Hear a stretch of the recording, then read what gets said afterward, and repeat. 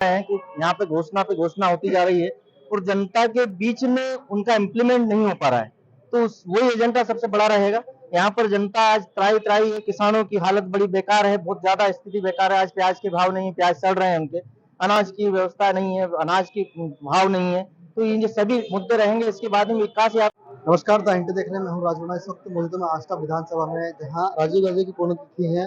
यहाँ पर कांग्रेस के लोग पहुंचे हैं और राजीव गांधी को श्रद्धांजलि अर्पित की। क्या कहना चाहिए?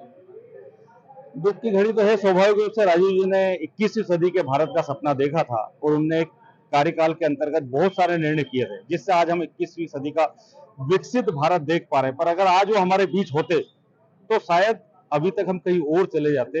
पर हम सब कांग्रेस के लोगों का कर्तव्य बनता है कि जो राजीव जी ने 21वीं सदी के भारत का सपना देखा था, पंचायतों को पूरा अधिकार देना, कंप्यूटर क्रांति से नौजवान युवाओं के हाथ में काम देना और इस देश को एक विश्व के विकसित राष्ट्र की श्रेणी में लाना, और ऐसा देश जिसके अंदर न धर्म के आधार पर कोई विवाद हो, न जात के आधार पर कोई पहचान हो, सिर्फ मोहब्बत हो, मोहब्बत हो, मोहब्बत हो।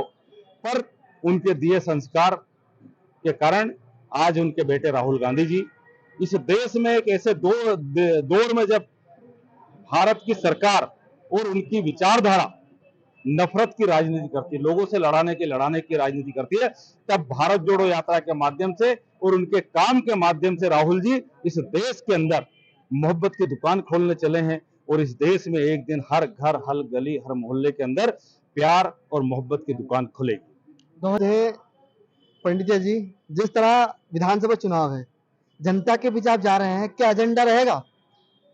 एजेंडा यही रहेगा कि जो यहाँ पर अभी जो महंगाई के वो दिखा रहे हैं, या जनता को जो जुमलेबाजी से दिखा रहे हैं कि यहाँ पे घोषणा होती जा रही है और जनता के बीच में उनका इम्प्लीमेंट नहीं हो पा रहा है।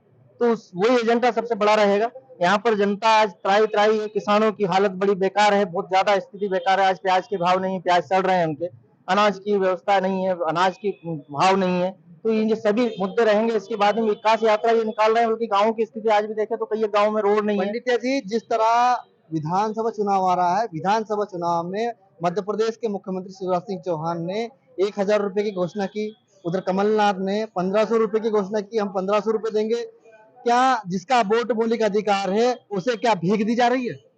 नहीं, भीख नहीं है। ये तो जो कमलनाथ जी ने जो 1,500 रुपए का बोला, तो उसमें दोनों में फर्क है कि शिवराज जी चौहान साहब 1,000 देंगे, आप 1,500 दोगे। शिवराज चौहान साहब ने जो है 1,000 की घोषणा की, तो उसमें महिलाएं आज भी परेशान हो रही है।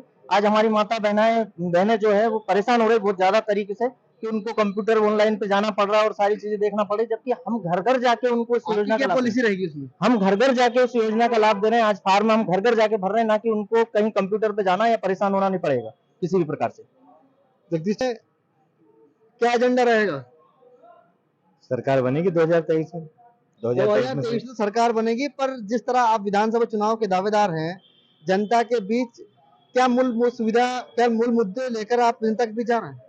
मूल सुविधा भारतीय जनता पार्टी का झूठ, भारतीय जनता पार्टी की झूठी राजनीति को जनता के बीच बेनकाब करना है, और कांग्रेस की अच्छाई और सच्चाई को जनता के बीच रखना है। यही चुनाव है। कांग्रेस की सच्चाई को देखकर आपको टिकट देगी? अब टिकट कांग्रेस क्या, मैं 20-25 साल से काम कर रहा हूँ और अब लंबा संघर्ष है। मेरे और भी साथी टिकट मांग रहे हैं, मैं भी मांग रहा हूँ।